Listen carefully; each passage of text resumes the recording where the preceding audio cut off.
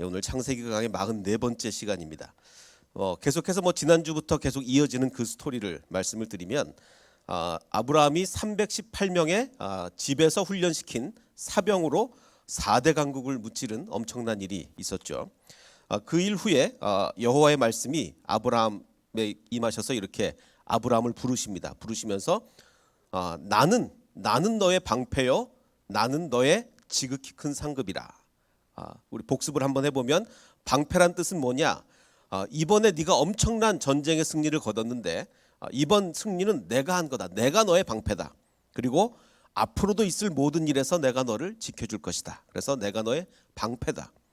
그리고 내가 너의 지극히 큰 상급이라는 거는 아브라함이 이제 강대국을 이기고 돌아왔는데 소돔 왕의 재물을 아브라함이 가지지 않고 다시 돌려줬죠. 그래서 소돔의 재물을 취하지 않은 것을 칭찬한 겁니다. 그래 그게 그 물질이 너의 상급이 아니라 내가 너의 상급이다. 나 자체, 하나님 자체가 너의 상급이다. 그리고 아브라함이 앞으로 네가 구해야 될 것은 물질이나 명예나 이런 것이 아니라 나 하나님을 구해야 된다. 내가 너의 상급이다. 이렇게 이제 말씀을 하신 겁니다. 자, 그 후에 이제 어떤 이야기가 진행되냐면 하나님을 향한 아브라함의 대화가 처음 등장합니다. 무슨 얘기냐? 여태까지는 하나님만 계속 말씀하셨어요. 너는 본토 친척 아비 집을 떠나라. 내가 너에게 알려줄 땅으로 가라.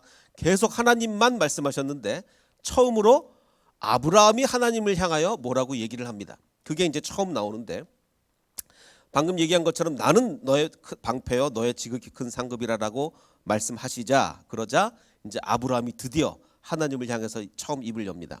아브라함이 이르되 자 그러면 이제 아브라함이 하나님을 향한 첫 마디니까 어떤 얘기가 나와야 될까요? 네, 하나님 정말 이 엄청난 승리를 거둬주시니 감사합니다. 역시 주님은 제 상급이십니다. 이런 얘기가 나와야 될 것 같은데 아브라함이 하나님을 향한 첫 마디가 뭐냐면 주 여호와여 뭘 주시렵니까? 무엇을 내게 주시려 하니까 나는 자식이 없사오니 나의 상속자는 이 나의 종 이 다메섹 사람 엘리에셀이니이다. 자 보십시오.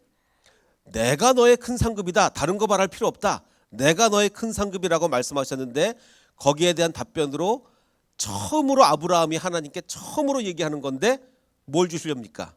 라는 이야기를 하는 거죠. 굉장히 의아스럽습니다. 그러면 오늘의 첫 번째 질문, 오늘 이제 두 가지 질문을 드릴 텐데 첫 번째 질문은 왜 아브라함은 하나님을 향한 첫 마디가 이걸까? 하나님이 이렇게 잘해 주셨는데 엄청난 승리 거두게 해 주셨는데 뭘 주시렵니까가 왜 하나님을 향한 첫 마디일까? 이게 첫 번째 질문이고 자, 두 번째 질문은 두 얼굴의 아브라함입니다. 완전히 달라요. 뭐가 다르느냐?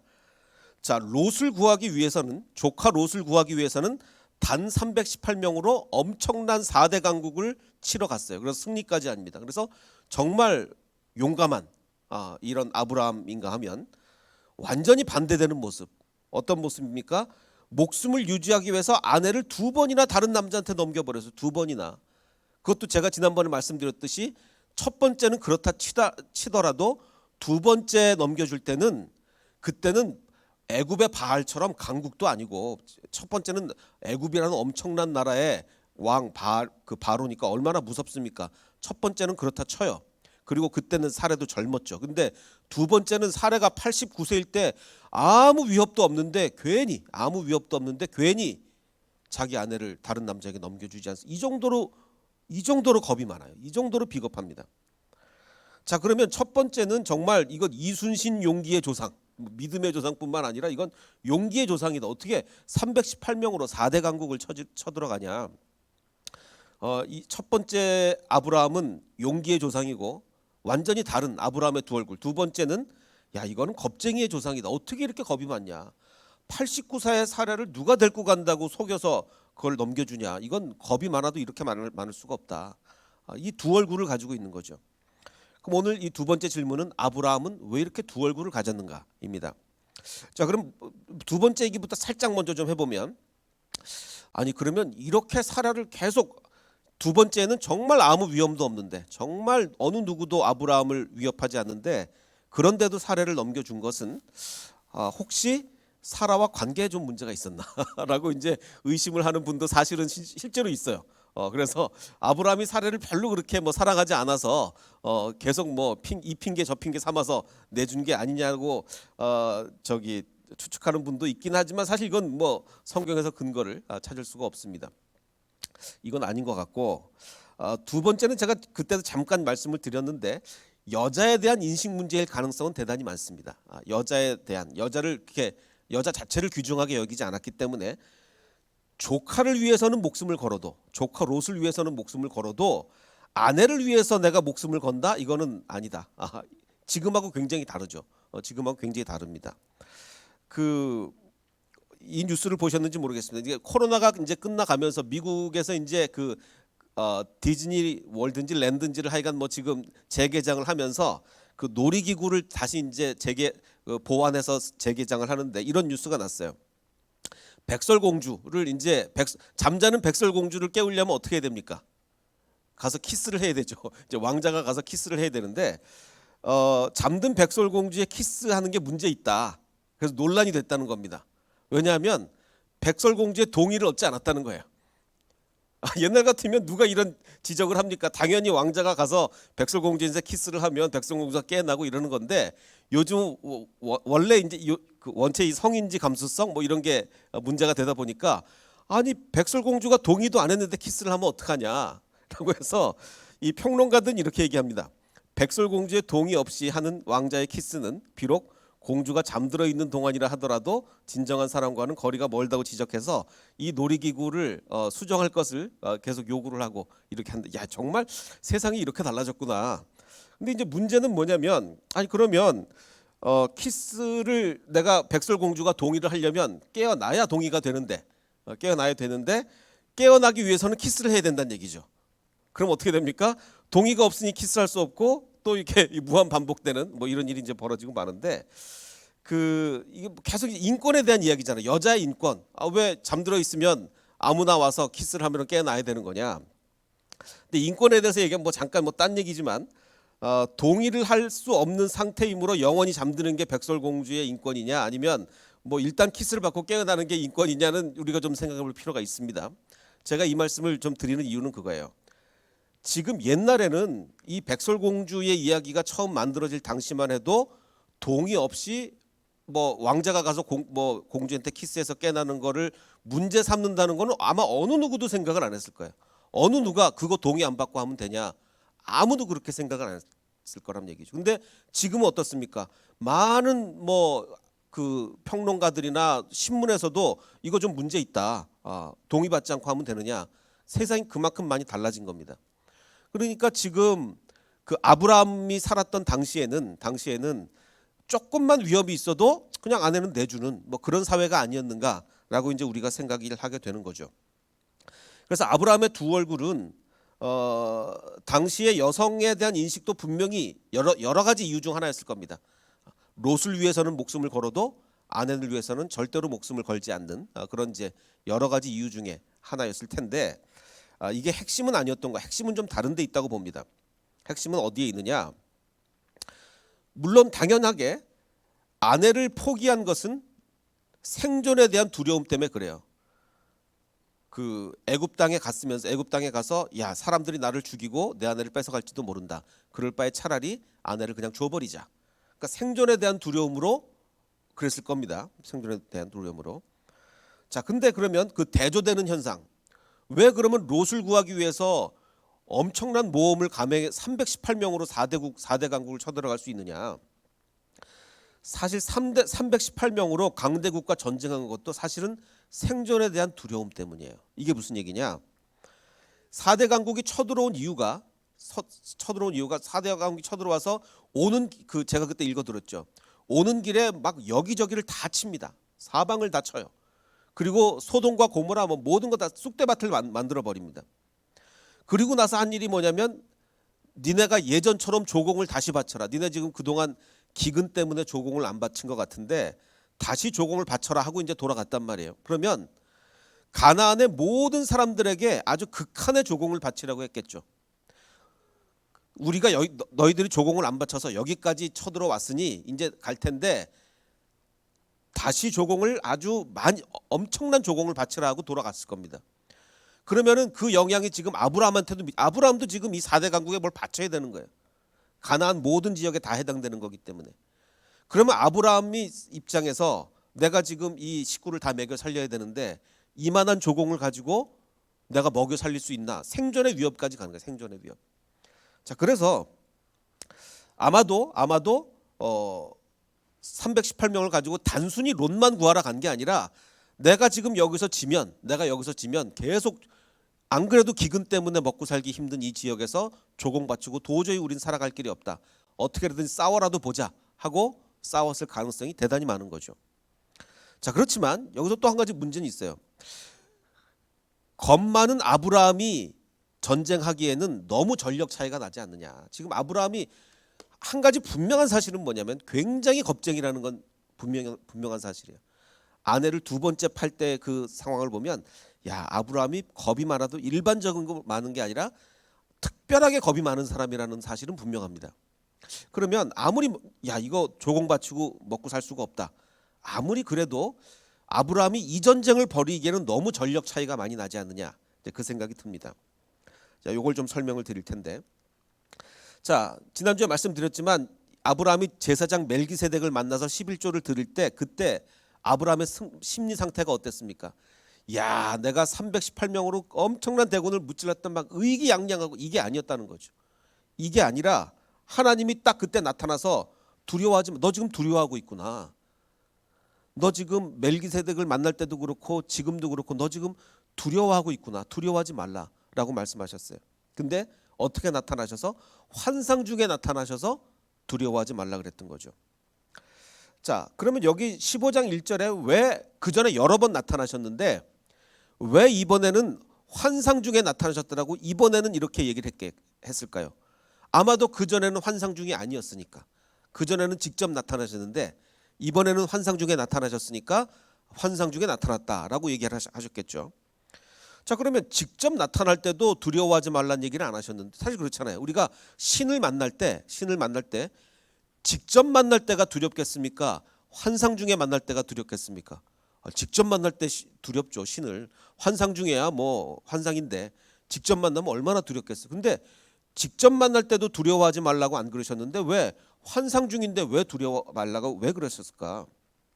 더군다나 대승을 거둔 이후에 지난주에도 잠깐 설명드렸지만 좀 더 자세히 설명드리겠습니다. 자, 이전에는 하나님이 아마도 직접 나타났을 거예요. 환상이 아니라. 자, 그럴 때 처음 나타나신 거 여호와께서 아브라함에게 이르시되 12장에 이르십니다. 자, 원래 두려워하지 말라면 이때 말씀을 하셨어야죠. 내가 직접 나타났지만 말이야 너 신을 만나고 나서 굉장히 두렵지. 두려워 말라라고 이때 말씀하셨을 거야 될 것 같은데 이때 두려워 말라는 얘기는 안 하셨어요. 그리고 하시는 말씀이 너는 너의 고향 친척 아비집을 다 떠나서 내가 너에게 보여줄 땅으로 가라. 그럼 여러분 이 명령을 들으면 두렵겠습니까? 안 두렵겠습니까? 지금 하란에서 잘 살고 있었어요. 지금 우르를 떠나서 하란에 잘 정착해가지고 이제 재물도 많아지고 넉넉하게 잘 살고 있었는데 갑자기 신이 나타나서 떠나랍니다. 두렵죠. 여기를 떠나면 어떻게 먹고 살아? 더군다나 어딘지 알려주지도 않네. 두렵겠습니까? 안 두렵겠습니까? 여기서 두렵죠.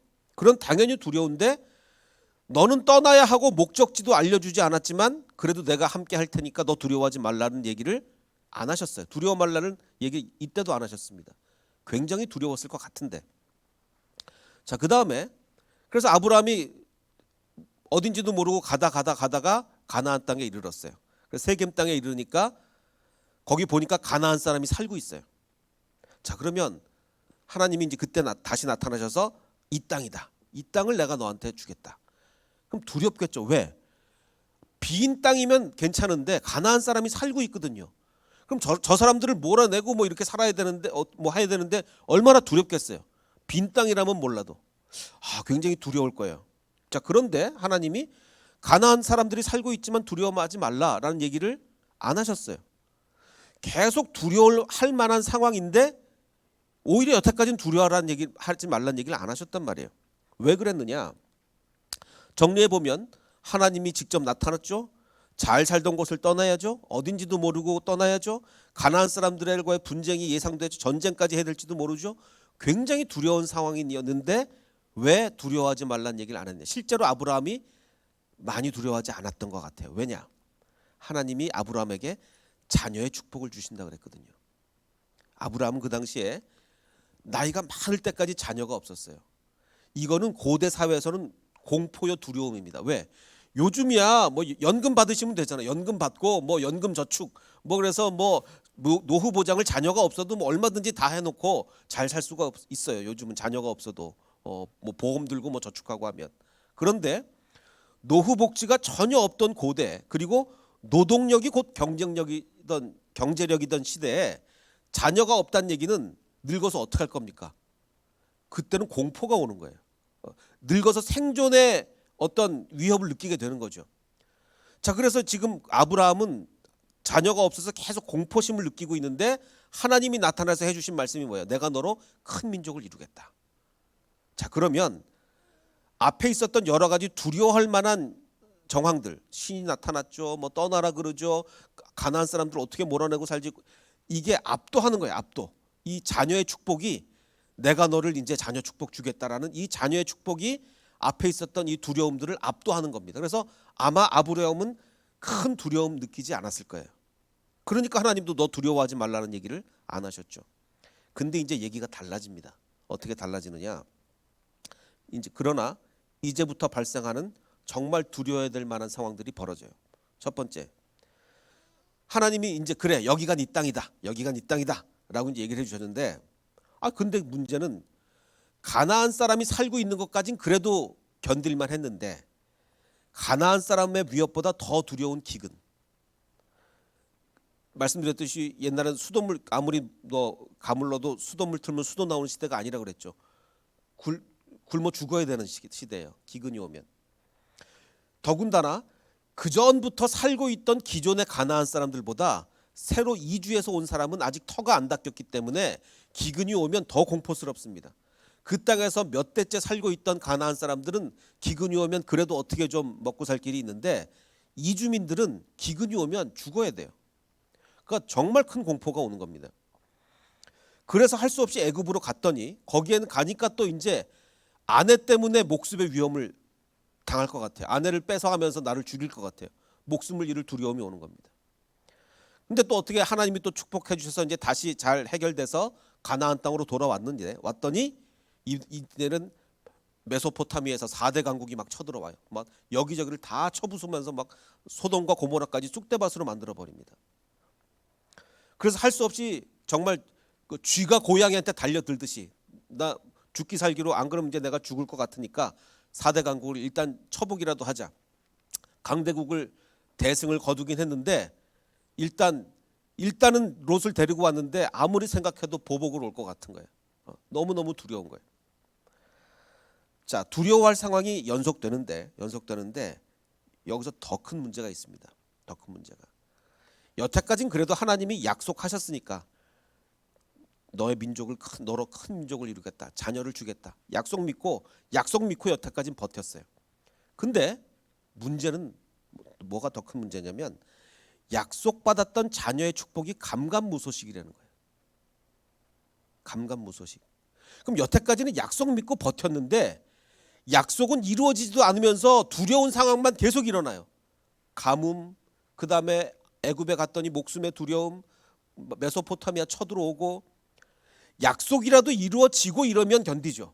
약속이라도 이루어지고 이러면 견디는데, 약속받은 자녀가 감감무소식인 상태에서 계속 이런 상태가 오면 공포가 밀려오는 겁니다. 그래서 더군다나 이 하나님의 약속을 한번 살펴보면 사실은 만날 때마다 자손 주시겠다 그랬어요. 맨 처음 나타나셨을 때 내가 너로 큰 민족을 이루고 너에게 복을 주어 너의 이름을 창대하겠다. 만나자마자 처음에. 그래서 이제 가나안 땅에 도착했습니다. 이제 두 번째 나타나셔서 여호와께서 아브라함에게 나타나 이르시되 내가 이 땅을 너의 자손에게 주겠다. 자손을 또 약속해줘. 또 그다음에 이제 세 번째, 이제 롯이 떠난 후에 하나님이 다시 나타나셔서 내가 너에게 내 자손이 땅에 티끌같이 많게 하겠다. 이만큼 너에게 자손에 큰 축복을 주겠다. 사람의 땅에 티끌을 셀 수 있을진데 내 자손도 세리라. 티끌 못 세니까 네 자손도 못 센다. 그만큼 많아질 거다. 만날 때마다 자손의 축복을 주셨거든요. 근데 문제는 아무리 시간이 흘러도 약속이 이루어지지 않는 거예요. 그래서 첫 번째 질문이 뭐였습니까? 내가 너의 큰 상급이다라고 했는데 드디어 아브라함이 하나님을 향한 첫 마디가 왜 여호와여 무엇을 내게 주시려 합니까? 맨날 자녀 주겠다고 약속만 했지 지금 아무것도 없지 않습니까? 이 얘기가 좀 나오는 거예요. 제가 지난주에도 말씀드렸듯이 하나님이 처음 나타나서 진짜 이삭이 태어날 때까지가 창세기 12장에서 21장입니다. 우리는 이것을 단 25분 만에 읽지만 아브라함에게는 25년이 걸린 거죠. 우리는 25분 만에 읽으면서 이 아브라함은 25분도 못 기다려. 그 25분도 못 기다리고 첩을 통해서 애를 낳고 25분을 못 기다린 게 아니라 25년을 기다린 거예요.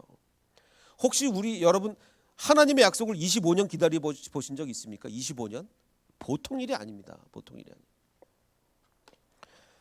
그래서 아브라함의 생각에는 도대체 하나님은 한국 정치인처럼 너무 공약을 남발하시는 거 아닙니까? 정말 그야말로 빌공짜 공약 아니면 벌써 나타나실 때마다 자녀 주겠다고 했는데 지금 뭡니까? 아직도 안 주시고 계시고 맨날 두려운 상황만 벌어지고 있고. 근데 중요한 것은 이것은 하나님의 헛 공약이 아닌 하나님의 시간표였을 뿐인 거죠. 하나님의 시간표였습니다. 빌공짜 공약이 아니라 하나님의 시간표였던 거예요. 그런데 아브라함은 그것을 인식하지 못하신 거죠. 사실 보면 성경에 보면 불임이었던 아이가 태어나서 결국 하나님의 큰 일을 하는 경우가 굉장히 많죠. 정말 애를 못 낳고 있다가 태어난 아이가 하나님의 큰 일을 하는 경우가 굉장히 많습니다. 왜 그렇겠습니까? 하나님은 오랜 기도로 낳은 아이를 통해 역사를 이루시는 거예요. 오랜 기도로. 쉽게 물론 아이를 쉽게 낳아도 그 자녀를 위해서 부모가 기도하겠지만 오랜 기간 불임이었으면 얼마나 자녀를 위해서 기도를 많이 하겠습니까? 그래서 하나님은 오랜 기간 기도로 낳은 아이를 통해서 역사를 이루시는 겁니다. 자, 오늘 그 아브라함의 이 두려움에 대해서 얘기를 좀 계속하고 오늘의 핵심은 아브라함의 두려움입니다. 제가 얼마 전에 좀 흥미로운 책을 하나 읽은 적이 있습니다. 미쳤거나 천재거나.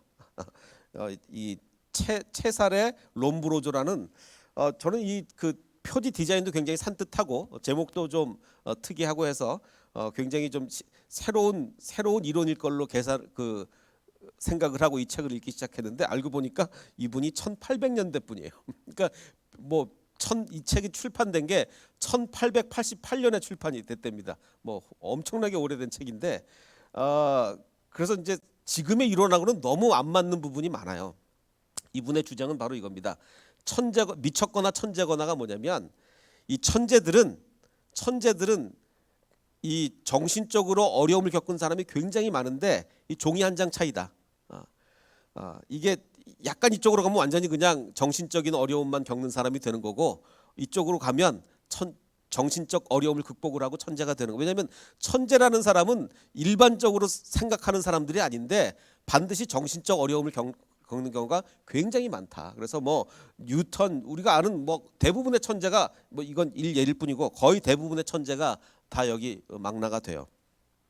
근데 이제 이게 워낙 오래된 이론이다 보니까 지금 읽어보니까 지금의 정신 분석하고 안 맞는 경우가 굉장히 이때만 해도 이제 우생학이 있을 때고 그래서 그렇게 권해드릴 만한 책은 아닌데 딱 한 가지 이 책에서 제가 건진 것은 그래 천재와 이 정신적 문제는 정말 종이 한 장짜리다. 두 가지가 다 같이 있는 거다. 그래서 이 책에 보면 그 디드로라는 그 프랑스의 철학자가 한 말을 인용하고 있는데 우울함은 신이 내린 비범한 재능의 대가라는 것이 나의 추측이다. 천재성을 줄 때 천재성만 준 게 아니라 거기에 우울함이나 정신적 문제까지 같이 준 거다. 그래서 천재와 광인은 참으로 한 끗 차이에 불과하다. 세상은 이런 사람들을 사슬에 그러니까 완전히 미쳐버리면 사슬에 매는 거죠. 때로는 천재가 되면 동상을 세워 찬미하기도 한다.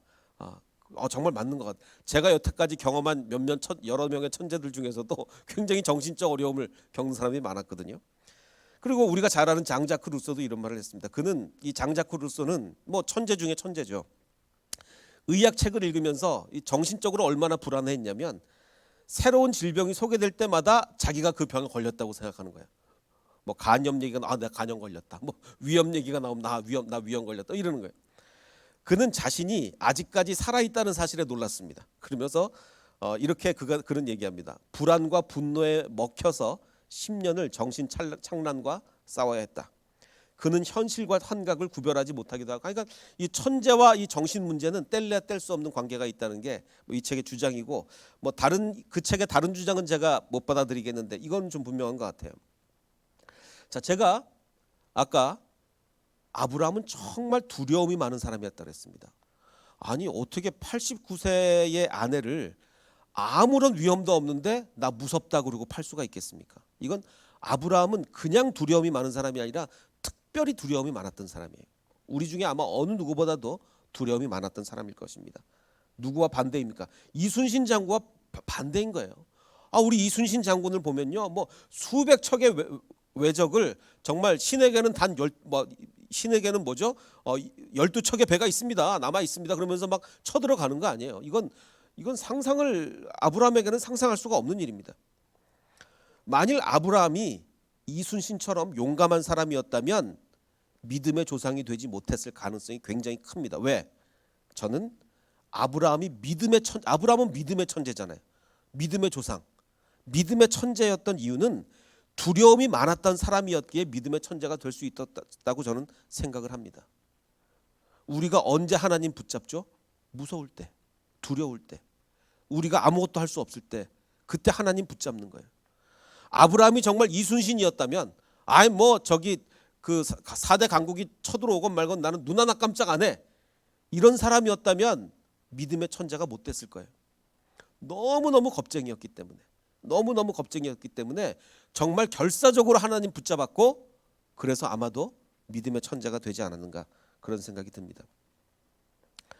그래서 하나님께서는 아마 이 아브라함을 통해서 보여줬을 거예요. 그 롯을 구하기 위한 전쟁은 아브라함이 아마 제정신에 안 나갔을 겁니다. 이건 제 주장이에요. 아브라함이 제정신이었으면 318명 갖고 못 쫓아가요. 절대 못 쫓아갑니다. 하나님이 하나님의 능력을 보여주기 위해서 아브라함을 제정신 아니게 만든 거죠. 그래서 아브라함은 자기가 318명 데리고 나가면서도 자기가 왜 나가는지도 몰랐을 거예요. 그래서 딱 이기게 한 후에 너 두려워하지 말라. 내가 너의 방패요. 내가 너의 큰 상급이다. 라고 하나님께서 이렇게 얘기를 해주시는 거예요. 자, 그러자 이제 여호와의 말씀이 그에게 임하여 이렇게 얘기합니다. 아브라함이 뭐라고 얘기했죠?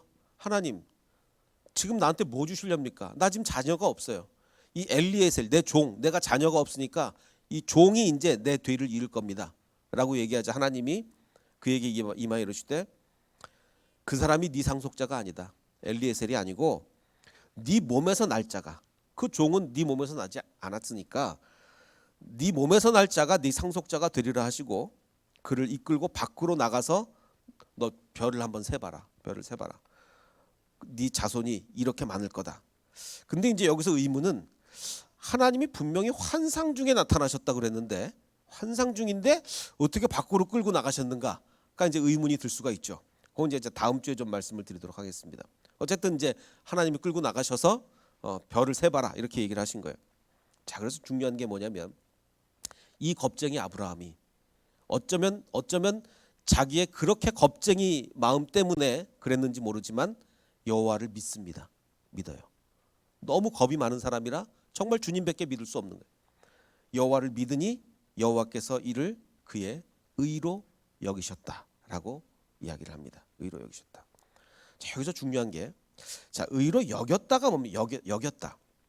우리가 자격과 인정을 한번 비교해 보겠습니다. 어떤 사람은 자격이 인정보다 무슨 얘기냐? 자격은 있는데 인정을 못 받는 거예요. 이게 자격이 인정보다 큰 거죠. 자격은 넘치는데 인정 못 받는 사람, 바로 나다, 다 이럴지 모르겠는데, 그 다음에 또는 자격이 그대로 인정으로 그대로 이어지는 케이스도 있을 거고, 때로는 자격보다 인정이 훨씬 더 많이 받는 사람이 있을 겁니다. 저는 이제 이걸 언제 느꼈냐면, 제가 오늘이 딱 그 제가 한국 온 지 5년 되는 날인 것 같아요. 5년 전에 이제 그 한국으로 왔는데 이제 문제는 뭐냐면 그 이제 그 뭐 사정상 이제 저는 대전에 혼자 있고 제 아내랑 새 아이가 이제 포항에 내려가 있게 됐는데 문제는 뭐냐면 제가 이제 그 뭐 교회에서 사례도 받고 하기 때문에 전세 대출을 받아도 얼마든지 대출을 받으면 이제 이자를 내야 되잖아요. 이자를 낼 만한 상황이 좀 충분했습니다. 제가 자격이 돼요. 얼마든지 제가 전세 대출을 받으면 이자를 낼 수가 있어요. 근데 이제 문제는 뭐냐? 은행에서 보기에 제가 15년 동안 외국에 있다가 이제 한국에 왔기 때문에 인정을 안 해주는 거예요. 내가 은행에서는 우리가 뭘 믿고 너한테 전세를 대출을 해주느냐? 그래서 인정을 안 해주는 거예요. 그래서 전세 대출을 받아야 되는데 인정을 못 받아서 그러면 어떡하냐? 이제 방법이 없는 거죠. 그래서 원룸을 월세로 얻은 거죠. 원룸을 월세를 얻어서 근데 원룸 월세를 얻으면 얼마나 비쌉니까? 그러니까 거기서 그 1년 동안 그 제 아내와 새 아이가 단칸방에서 요즘 애들이 단칸방에 어떻게 이렇게 살려고 합니까? 근데 그 캐나다에 이렇게 좋은 환경에 있다가 한국에 와가 제가 한국에 막 정말 설득을 해서 데리고 왔는데 그 제 아내와 그 새 아이가 단칸방에서 원룸 월세에 있었던 거예요. 근데 참 감사한 것은 아이들이 정말 1년 동안 아무 불평도 안 한 게 너무너무 감사한데 근데 이제 1년이 지났습니다. 1년이 지나자 이제 은행에서는 저를 그렇구나 인정을 해주기 시작했어요. 그래서 제일 위에 그때는 제가 자격이 있었는데 인정을 못 받았거든요. 그 밑으로 내려온 거죠. 자격과 인정이 일치해서 은행에서 전세 대출을 해줬고 그래서 원룸 월세 내는 돈으로 전셋집으로 들어가게 된 거죠. 그러니까 이만큼 자격과 인정은 굉장히 중요합니다. 어떨 때는 자격은 있는데 인정을 못 받을 때도 있고 어떨 때는 일치하면 굉장히 좋아지는 거죠.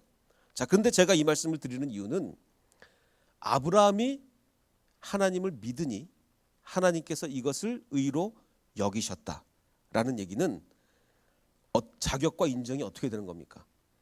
비교할 수 없이 인정을 많이 해주시는 거예요. 아브라함이 자격이 됩니까? 의인이라고 인정받을 만한 자격이 됩니까? 안 되는 거예요. 안 돼도 한참 안 되는 거예요. 하나님이 인정해 주신 다음에도 계속 안 됩니다. 아브라함 보세요. 지금 아직도 그 여러 사건이 남았다니까요. 그럼에도 불구하고 믿었다는 이유로 자격을 어마어마하게 넘어선 인정을 해주시는 것이 바로 의로 여겨주시는 겁니다. 이것은 나중에 조금 더 설명을 드리도록 하겠습니다. 자, 제가 오늘 아브라함의 이 두려움이 제가 오늘 가장 큰 메시지 핵심이라고 말씀드렸는데 제가 이제 굉장히 좀 지치고 좀 힘들 때마다 저는 가끔씩 동물들 나오는 동영상을 좀 봅니다. 제가 동물들을 굉장히 좋아하기 때문에. 근데 이제 엊그저께 본 동영상 중에 하나 이런 게 있었어요. 길고양이 두 마리가 있었는데 길고양이 두 마리 이제 동네 사람들이 붙여준 이름은 노랑이하고 삼색입니다. 아마 다른 아이는 색깔이 세 가지였나 봐요. 근데 이제 둘이 늘 다니다가 삼색이가 죽었어요. 죽었는데 이 노랑이가 그 삼색이를 한 달 동안 그 죽은 시체 옆에서 계속 몸을 비벼가면서 그 아이를 떠나지 못하는 거예요. 왜 그렇겠습니까? 혼자 사는 두려움 때문에. 길고양이가 늘 두 마리가 같이 살다가 이제 혼자 사는 두려움을 겪어야 되는 거예요. 그 두려움이 얼마나 크겠습니까?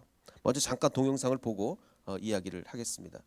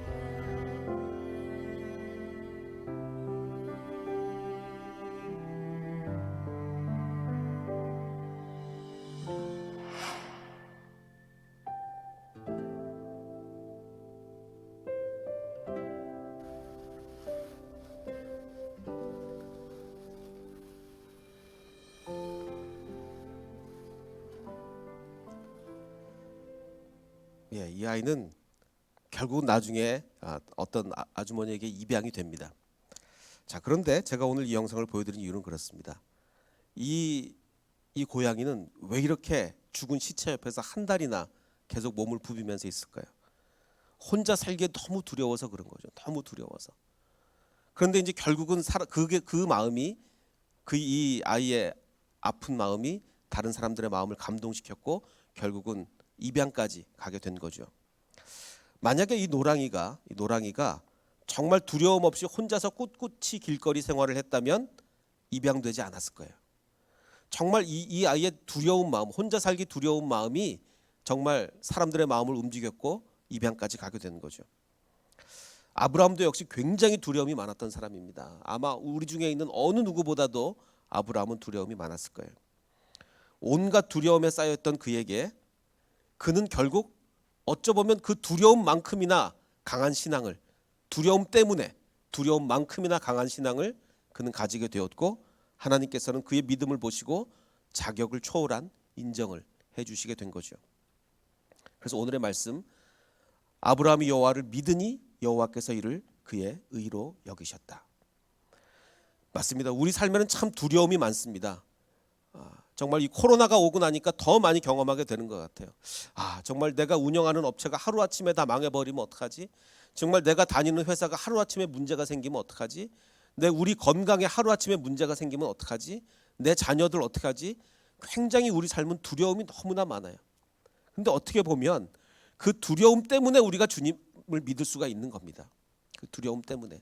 하나님께서는 또 우리가 두려워하기 때문에 우리를 불쌍히 여기시고 우리를 믿음을 보시고 의로 여겨주시는 거예요.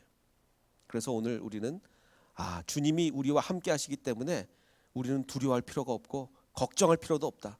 정말 내 두려움만큼 내가 그거 두려움 때문에 내가 주님을 더 크게 믿게 되고 주님은 나를 더 인정해 주실 거다. 그 평안한 마음으로 정말 평안을 누리시는 저와 여러분이 되시기를 주님의 이름으로 축원합니다. 그래서 아까 우리 불렀던 찬양 아무것도 두려워 말라. 결국은 우리는 누구나 두려워할 수밖에 없고 그런데 그 두려움으로 우리는 주님을 믿을 것입니다. 그러게 주님은 우리와 함께 하실 것입니다. 정말 주님이 아브라함에게 함께 하셨듯이 우리를 함께 하실 줄 믿으며 이 찬양 해보겠습니다.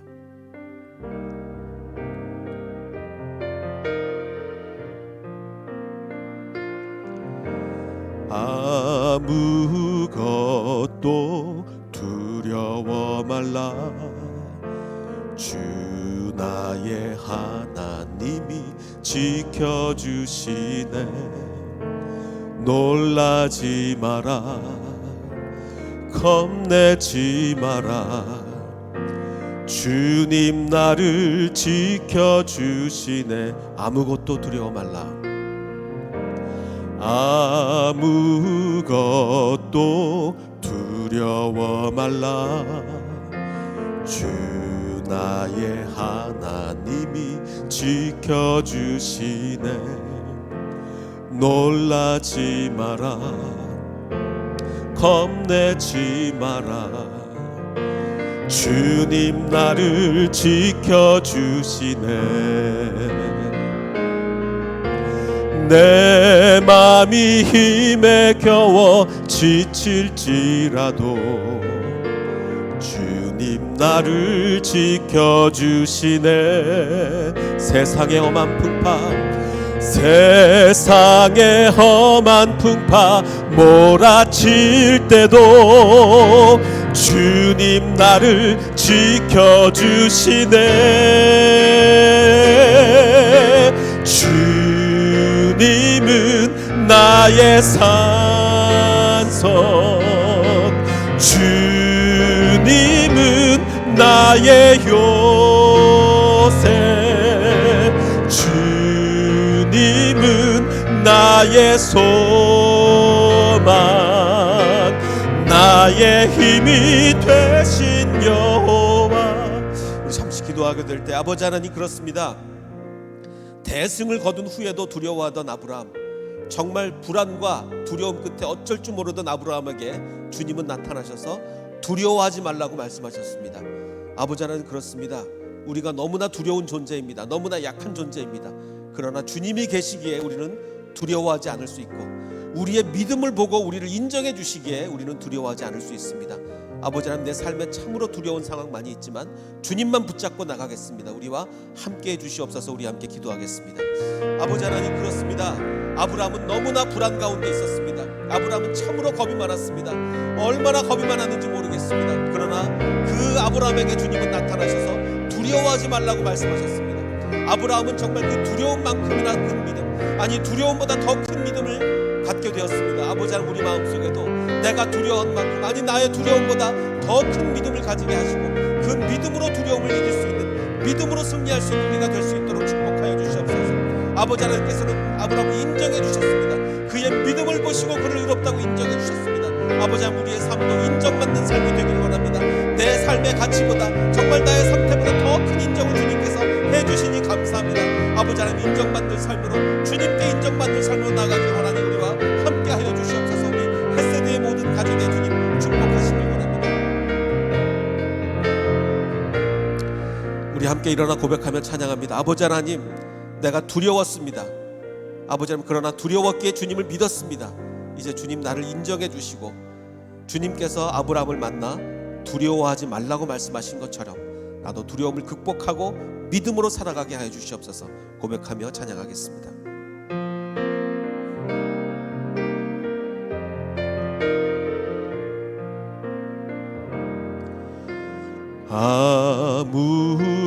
아무것도 두려워 말라. 주 나의 하나님이 지켜주시네.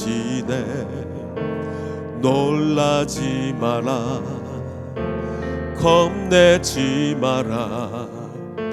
주님 나를 지켜주. 내 맘이 힘에 겨워 지칠지라도, 내 맘이 힘에 겨워 지칠지라도 주님 나의 힘이 되시네. 세상의 모든 풍파, 세상의 험한 풍파 몰아칠 때도 주님 나를 지켜주시네. 주님은 나의 산성, 주님은 나의 요새, 주님은 나의 소망, 나의 힘이 되시며. 주님은 나의 산성, 주님은 나의 산성, 주님은 나의 요새, 주님은 나의 소망, 나의 힘이 되신 여호와. 아버지 하나님, 감사합니다. 그토록 두려움이 많았던 아브라함은 두려움보다 더 큰 믿음을 갖게 되었습니다. 우리도 두려움이 너무 많습니다. 아버지 하나님, 우리도 아브라함처럼 두려움보다 더 큰 믿음을 가져 주님을 향하여 정말 은혜의 삶, 풍성한 삶을 누리며 살아갈 수 있도록 축복하여 주시옵소서. 이제는 우리 구주 예수 그리스도의 은혜와 아버지 하나님의 무한하신 사랑과 성령님의 감화 감동 충만하게 역사해 주심이 두려워하지 않고 믿음으로 나아가기를 원하는 이 자리에 있는 모든 백성들 머리 위에, 그리고 인터넷으로 예배하는 모든 백성들 머리 위에 이제로부터 영원토록 함께 하시기를 간절히 축원하옵나이다. 아멘.